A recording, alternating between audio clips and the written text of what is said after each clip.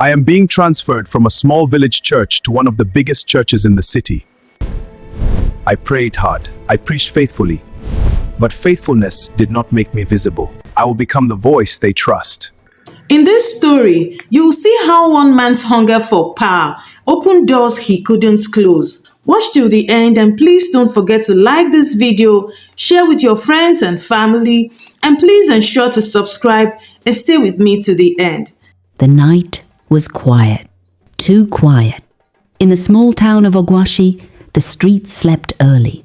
Inside a modest-looking bungalow at the edge of town, a man suddenly opened his eyes.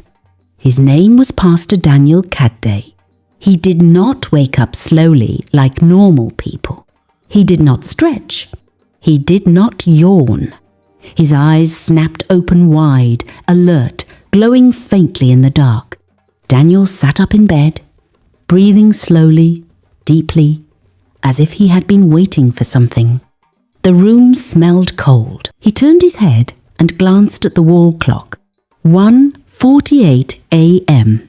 Right on time. A small smile curved his lips. "They are ready," he whispered to himself. He slid his feet onto the floor. The tiles were icy, but he felt nothing. Daniel stood up and walked to the mirror by the wardrobe. The man staring back looked harmless. Neatly trimmed beard, calm eye, soft face. He lifted his hand and placed it on the mirror. And then he spoke words that were not English. Not loud, not angry. Soft, measured, ancient. The air inside the room shifted. The light bulb flickered once, twice, then went off. Darkness swallowed the room. Daniel's body began to change. His shoulders pulled inward sharply. His spine curved. His fingers stretched bones, cracking softly, not painfully, but unnaturally. His skin darkened, tightening like leather pulled too hard.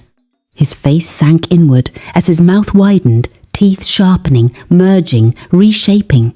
Then, with a sudden rush of air, black wings tore through his back, ripping through his clothes as if they were paper. In seconds, the man was gone. A large, silent bat now stood where Pastor Daniel had been. Its eyes glowed red. It flapped its wings once, twice, and vanished through the open window into the night. Deep in the forest outside Ogwashi, hidden where no road led, stood a forgotten quarry. No signboard, no lights, no sound. From above, it looked empty, but beneath it, far beneath life, waited. The bat descended silently, slipping through a crack in the rocks that led into darkness. Down, down, down, until it reached a vast underground chamber lit by red flames that did not burn wood. Men and women stood in a wide circle. All wore black robes. All stood barefoot on cold stone, and all bowed their heads as the bat landed at the center. The bat twisted, folded in on itself, bones shifting again. And Pastor Daniel stood among them, naked, unashamed, powerful. One man stepped forward. His name was Elder Marcus. His voice was low, heavy, and final. "You are late," Marcus said. Daniel bowed slightly.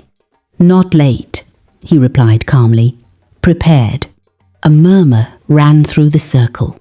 Marcus raised a hand, and silence returned. "The city church has made its decision," Marcus continued. "They want you transferred." Daniel lifted his head. For the first time, his smile widened. "Headquarters?" he asked. "Yes," Marcus said. "Glorified Tower Assembly." The name echoed. Glorified Tower Assembly was not small. It was massive. Thousands of members. Television broadcasts. Youth programs. Money. Influence. Daniel closed his eyes briefly, breathing in. "Their walls are strong," Marcus said. Their members are loyal. Their leaders are watchful. Daniel opened his eyes. Then why send me? He asked. Marcus stepped closer. Because strength attracts pride, and pride opens doors. The circle tightened. You will enter as a servant, Marcus said. You will smile. You will preach. You will gain their trust. Daniel nodded slowly. And the youths? He asked. Marcus's eyes darkened. They are the key, he said. Slow teachings. Private meetings. New revelations. They won't know when they cross the line. Daniel clenched his fist. And when the church begins to fall? He asked. Marcus smiled a smile without warmth. You will not push, he said. You will guide. A drum beat once. Heavy. Final. The transfer letter will arrive within days, Marcus said. When you step into that city pulpit, remember who you serve. Daniel dropped to one knee. I will not fail. The flames flickered wildly, and far above them the city slept unaware. Morning came quietly in Ogwashi. Sunlight crept through Daniel's curtains, touching the floor, the walls, the bed. Pastor Daniel lay still. He opened his eyes. Normal again. Human. By 9:12 a.m., he was dressed in a clean white shirt and black trousers, Bible tucked under his arm, walking toward his small local church. Members greeted him warmly. Good morning, Pastor. God bless you, sir.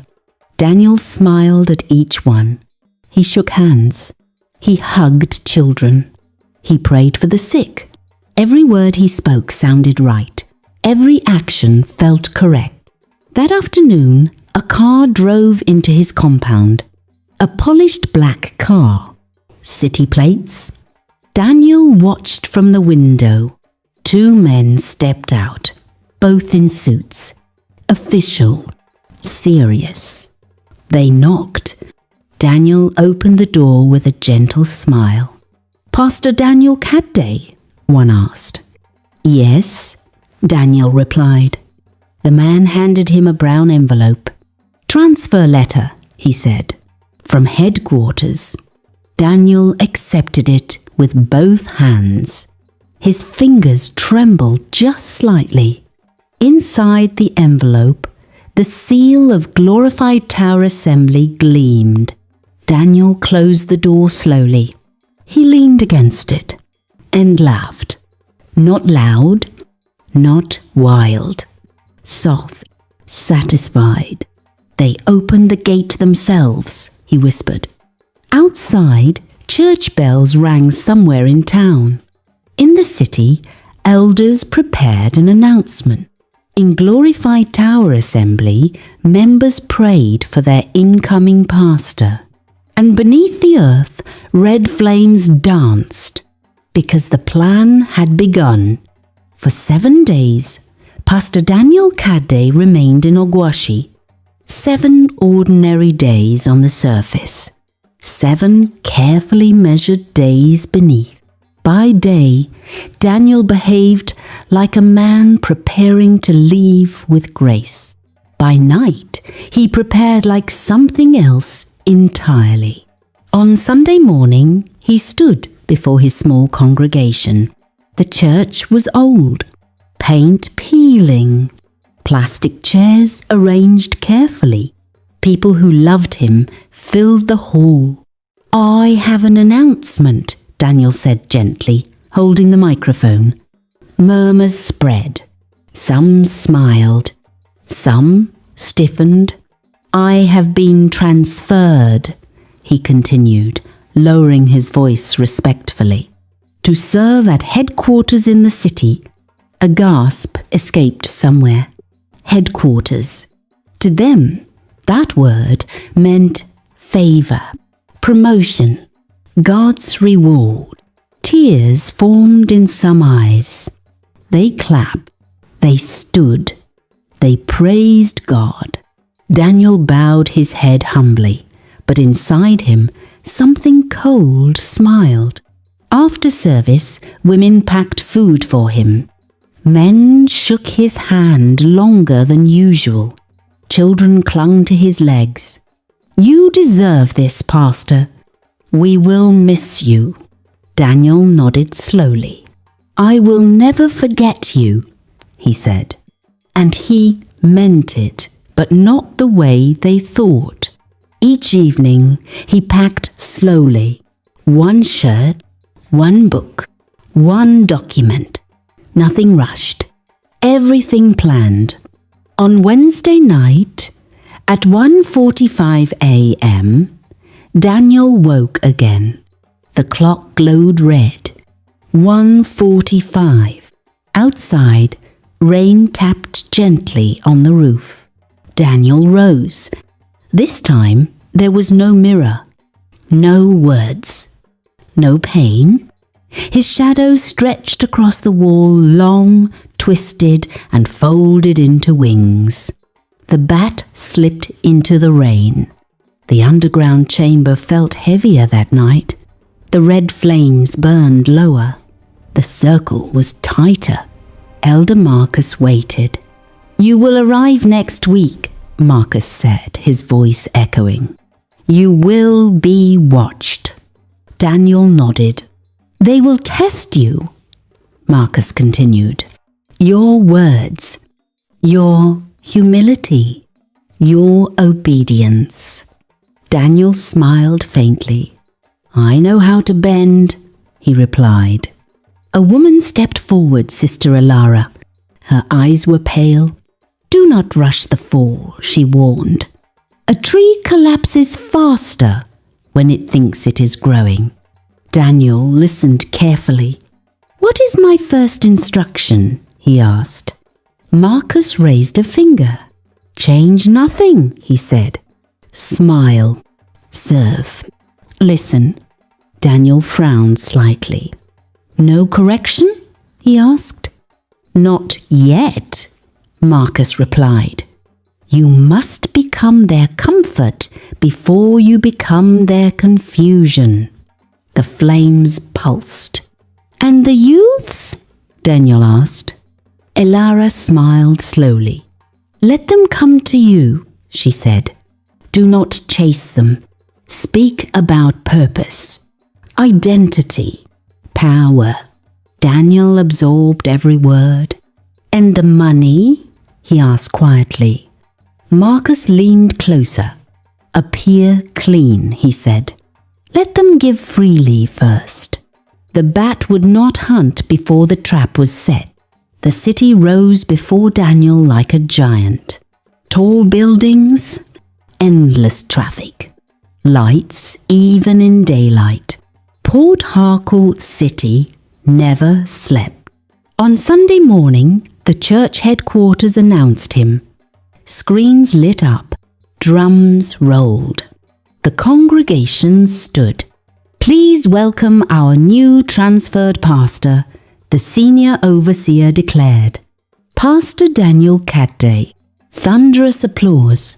Thousands of faces turned toward him. Daniel stepped onto the pulpit. Crisp navy blue suit, white shirt, quiet confidence. He held the microphone like he had done it all his life. "Hallelujah, somebody," he said softly. The hall fell silent. That silence pleased him. "I am here to walk with you." People nodded. Some smiled. Some felt relief. His voice was warm. His words were simple. He spoke of love, service, unity. Nothing controversial. Nothing strange. After service, the elders smiled. "You are calm," one said. Daniel bowed his head respectfully. "I am learning," he replied. That night, in his new apartment overlooking the city, Daniel stood by the window. Lights blinked endlessly. He closed the curtains. At 2 a.m., the room darkened unnaturally. The air thickened. The bat returned to the night sky. Pastor Daniel appeared before the elders again as a bat for their meeting. "They have welcomed you," Marcus said. "Yes," Daniel replied, changing again into human. "And?" Elara asked. "They are open," Daniel said calmly. "They trust easily." Marcus nodded. "Begin phase 2, he said. Daniel's eyes lifted. "Introduce dependence," Marcus continued. "Make them rely on your voice." "How?" Daniel asked. "Special teachings," Elara said. "Private sessions. Exclusive meetings." Daniel listened. "And the elders?" he asked. Marcus smiled darkly. "Divide them," he said. Slowly, the flames surged.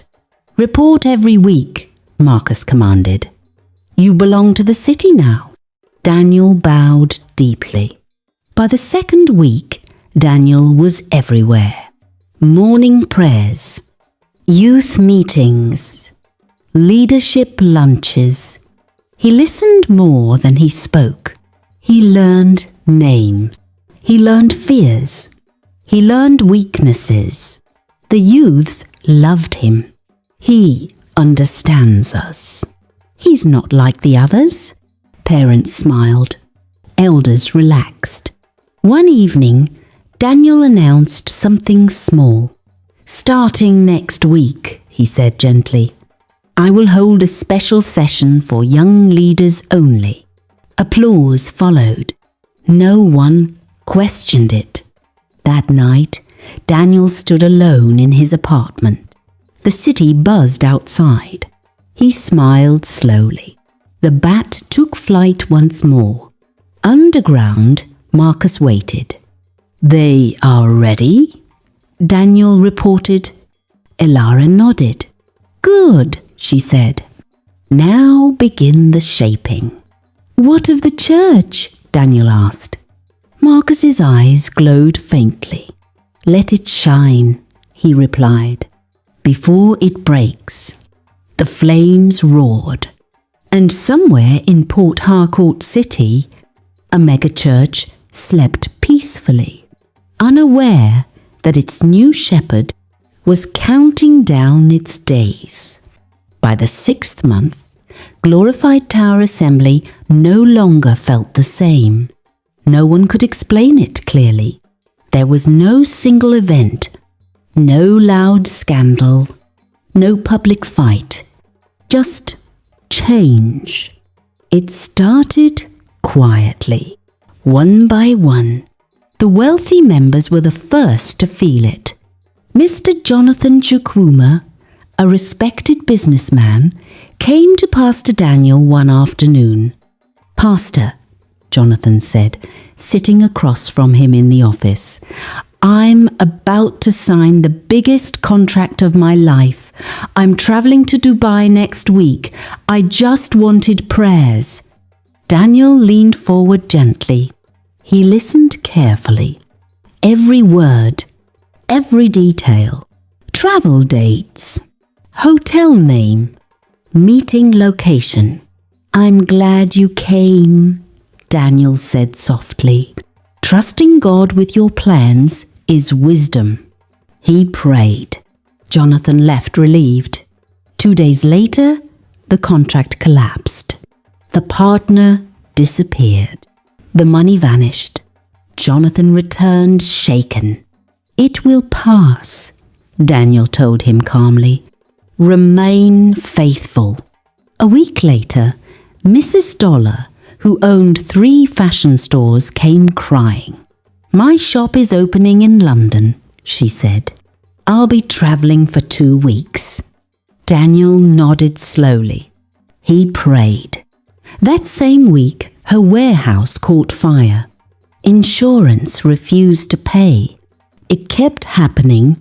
Anyone who trusted him deeply, anyone who shared their plans, anyone who believed they were safe with their man of God.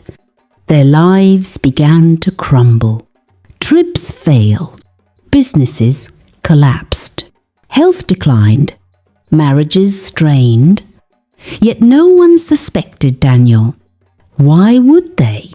He was flourishing. Daniel's suits became sharper, his watches more expensive. He began to shine. People admired him. "He is blessed," they whispered. But the church finances? They bled. Donations dropped mysteriously. Projects stalled. Debts grew. Yet Daniel never looked worried. At night, he flew. And below the city, the meetings grew louder. Of course, the youth fellowship became Pastor Daniel's favorite place. They trusted him. They admired him. They listened. One Friday evening, Daniel stood before them holding a small silver tray. On it were tiny bottles, clear liquid. "This is a special communion," he said gently. "Not for everyone." The youths leaned forward. "This is for those who want deeper power." Daniel continued. "Drink it at exactly 12 midnight, alone, in your room." Some hesitated. Others smiled excitedly. "This is sacred," he added. "Do not tell anyone." They took the bottles home. That night, at 12 a.m., something changed. One by one, youths drank. At 1 a.m., the city sky filled with shadows. Bats. Many bats. Daniel flew. He visited their rooms, tapped their windows. They rose, not awake, not asleep. Together, they flew to the underground chamber. Initiation began. Oaths whispered. Marks unseen. They returned before dawn. Normal again. Smiling. But one youth did not come. His name was Nathan Adewale. Nathan had taken the bottle, but forgotten to drink it. At midnight, his parents were praying. At 1 a.m., he slept peacefully. Daniel, in his bat form, arrived at his window. He tapped. No response. Daniel frowned. Inside the house, prayers grew louder. Daniel retreated. Something resisted him. The next youth meeting, Daniel noticed it. Nathan looked different, clear, untouched. Daniel smiled outwardly. Inside, something tightened. After service, Daniel called him aside. "You missed the experience," he said softly. Nathan nodded. "I forgot, sir." Daniel studied him. "Next time," he said calmly. That night, Daniel reported. "There is resistance," he said. Marcus's face darkened. "One soul untouched can expose many," Marcus warned. Ilara hissed softly. "Remove him," she said. Daniel nodded slowly. But far above them, something had shifted, because somewhere in the city, a boy slept in peace, and the darkness had noticed. The changes did not come all at once. They never do. They came like cracks in a wall, small at first, then spreading. The youths who drank the midnight communion began to suffer, quietly, strangely. One young woman woke up unable to stand. Her legs shook violently. Doctors found nothing. Another boy began to hear whispers at night. His sleep vanished. A third youth's mother collapsed suddenly in the kitchen. No history. No warning. Homes that once laughed became heavy. Prayer points multiplied. Hospital visits increased. Money drained. Fear crept in. Yet every Sunday, Pastor Daniel stood taller. His suits grew sharper. His smile brighter. When the youths came to him shaking, he nodded gently. "This is spiritual growth," he said calmly. Resistance before elevation. They believed him. Why wouldn't they? But Nathan Adewale's home was different. Peace sat there. His parents prayed every night. Not loud prayers. Not dramatic prayers. Just steady, faithful prayer. They noticed something. "Why are all the youth sick?" his mother asked one night. "But our son is fine." His father frowned. "What did they give them?" he asked. Nathan hesitated, then spoke. "A special communion," he said, "at midnight." Silence filled the room. His father stood slowly. The next morning, he went to the church office. Pastor Daniel welcomed Deacon Samuel Adewale warmly. "What can I do for you?" Daniel asked. Samuel did not sit. "What did you give the youths?" he asked quietly. Daniel smiled gently. "Spiritual nourishment." Samuel's voice hardened. "My son did not take it," he said. "And while others suffer, he sleeps in peace." Daniel's eyes flickered just once. "What are you talking about?" "You are overthinking," Pastor Daniel said. Samuel leaned forward. "I am praying," he said, "and God is answering." Daniel dismissed him calmly. But that night, underground, Daniel reported urgently. "The family resists," he said. Marcus frowned. "Destroy them," he commanded. Elara raised her hands. The flames rose. Then a roar split the chamber. Fire fell. Not red, not theirs. White, pure. The chamber shook. Screams erupted. The walls cracked. Their books burned. Their symbols melted. Marcus screamed. Elara vanished in flame. Daniel fell to his knees, screaming. "Stop!" But heaven did not stop. The meeting collapsed in fire. Daniel crawled out, broken, shaking. Above ground, alarms rang in the city. At church headquarters, leaders gathered urgently. Something had been revealed. The next Sunday, Pastor Daniel could barely stand. His body shook. His skin burned. His mind fractured.